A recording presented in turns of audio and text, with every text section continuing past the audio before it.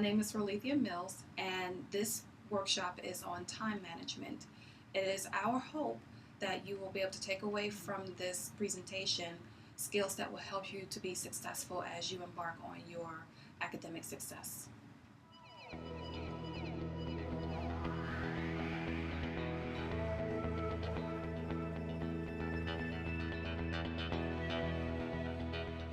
As we continue our series on organization for success, we will work through this workshop presentation, which is also in PowerPoint format for time management. We may think we know everything there is to know about time management, but I feel once you have gone through this presentation, there will things that you will be able to take back and utilize in your daily and academic lives. Time management. Have you ever heard the saying time flies when you're having fun? But what about understanding how your time is spent when you have obligations? Oftentimes, for many of us, the biggest challenge is juggling the competing demands of our daily lives and the activities that are involved. So it's important that you remember that developing your time management skills is a process, it's a journey, and you won't perfect it just in one trial. So you need to continue on with developing something until it fits your needs. You should also keep in mind that resources for organization need to be concrete and a real representation of your time. In other words, when it's concrete, it's something that you can touch, you can feel, you can write on, for example, your academic planner or a calendar, or even a cell phone with a calendar that you can write in. Also remember that time management is key to your academic and social success. Once we are able to balance our academic responsibilities, we can then incorporate our social activities so that we are successful in all aspects of our lives. So let me pose these two scenarios to you and just think back if you've had something similar happen or the exact same things happen. Have you ever found yourself blurry-eyed and strung out from too much coffee, too little sleep after pulling an all-nighter right before the big biology or math test? Or did you ever want to kick yourself for putting off that history project your instructor told you about at the beginning of the semester, and you end up throwing together 10 or 15 pages of garbage just to get the report in on time? If you've done anything like this or similar to it, or you may know of someone who's had these experiences, basically you've allowed time to escape you because you weren't being responsible, you weren't managing your time effectively. To be a full-time student, it equals a full-time job. So it's very important that you remain realistic about all of the demands that are on your time. You need to also include how much time your university courses require.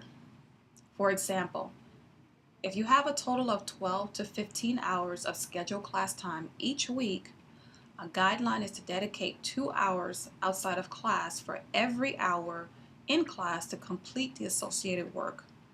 That means studying, that may be writing a paper, research, doing math problems, solving science problems, reviewing a study guide. Any of those things require you to take the time and dedicate that time to making sure that you understand the work that is required from the class.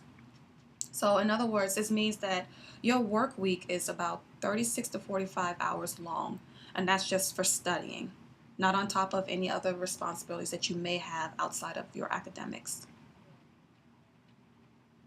So to make sure that we don't get caught up in not managing our time properly, some of us, we tend to fall into this category of procrastination, and I call it the stealer of time. Procrastination is also defined as putting things off until a future time, postponing or deferring something. In other words, you may want to defer or put off washing the dishes or getting your room cleaned. Those are examples of procrastination. So I've also listed on this particular slide other examples of procrastination.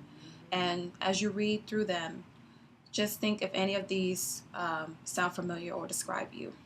You may be overwhelmed with too many things to accomplish and know that you can't get them all done. You are not interested in the task. You look for other things to do. The task seems irrelevant. It has no meaning to you. You are not clear on what is expected of you. You set goals that are unreachable. You spend too much time deciding on when or what to do for an assignment that you don't get anything done.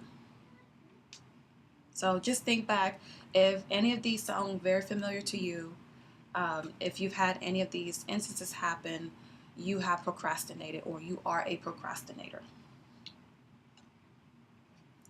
So the goal here is to conquer your procrastination. We want to get beyond this so that we can be successful in our academics as well as in our social lives.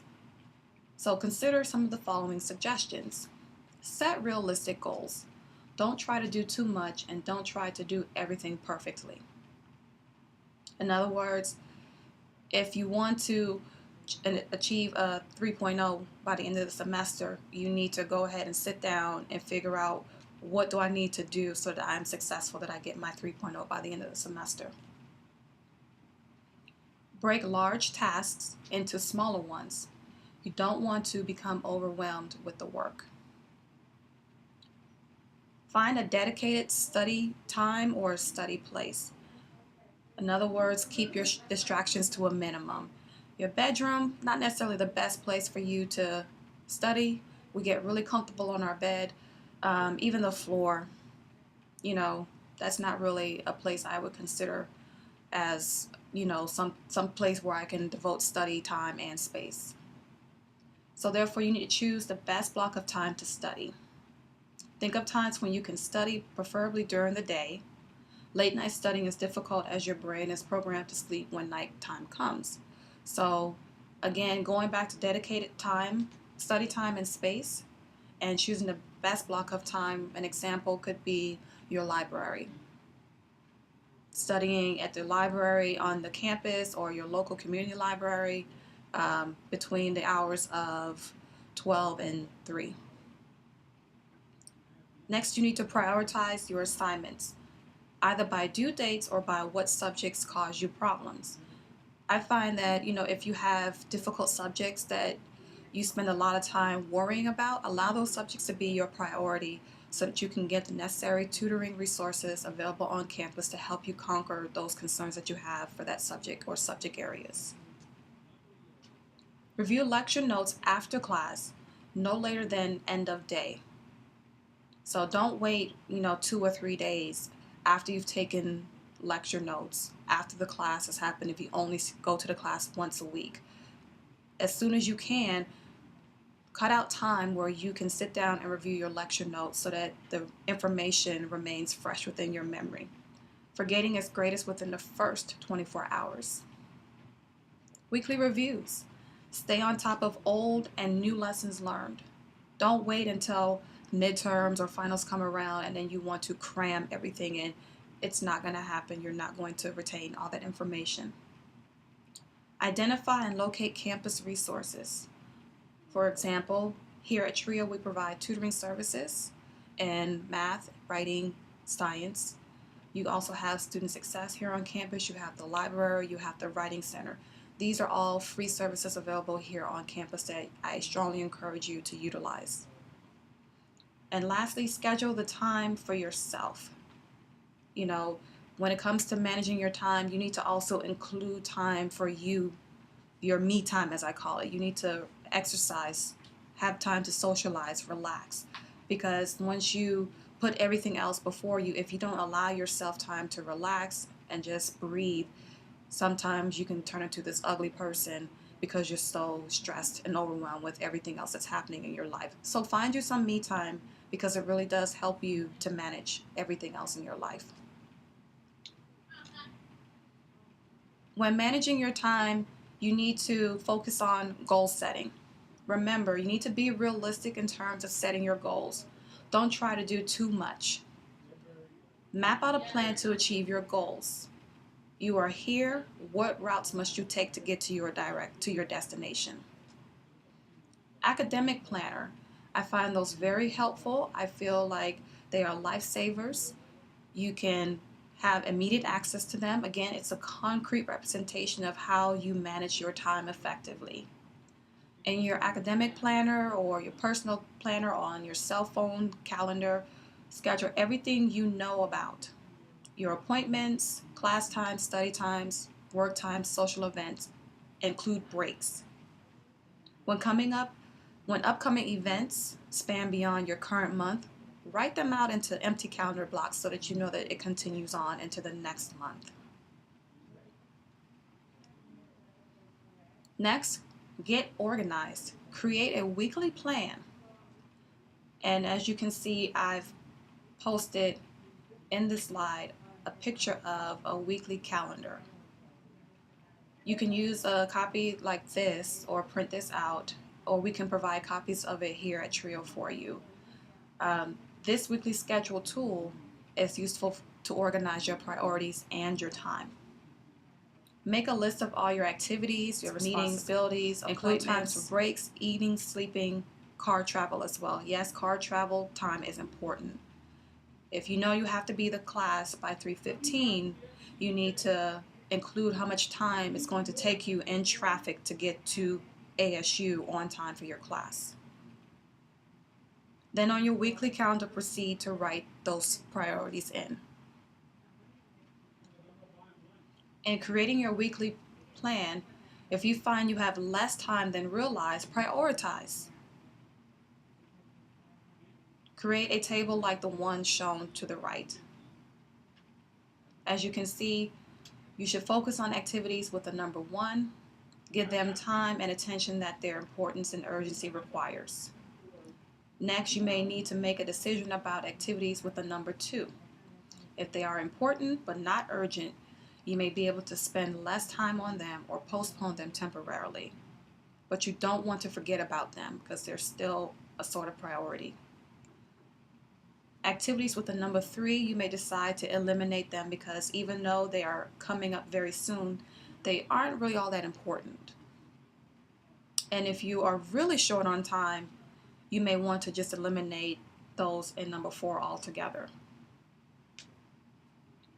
I've also included that very same time management tool so you can print this off as many times as you want and write out your monthly activities on here.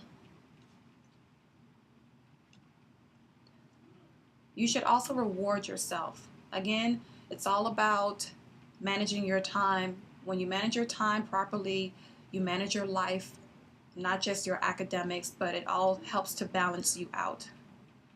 By rewarding yourself, it encourages you to stay on task, to keep pressing forward, to not get unmotivated about what your purpose is. So when you achieve your goals, award yourself. Go to a movie, out to dinner, or even just buy a CD. Knowing that there's a reward at the end of that goal will help you stay on task. I've also included some links for time management tools that are available to you free on our World Wide Web, which is a great tool. Please take some time to go through and navigate each one of these resources, print them off because they are very valuable. And I hope that this time management presentation has been very helpful to you. Thank you.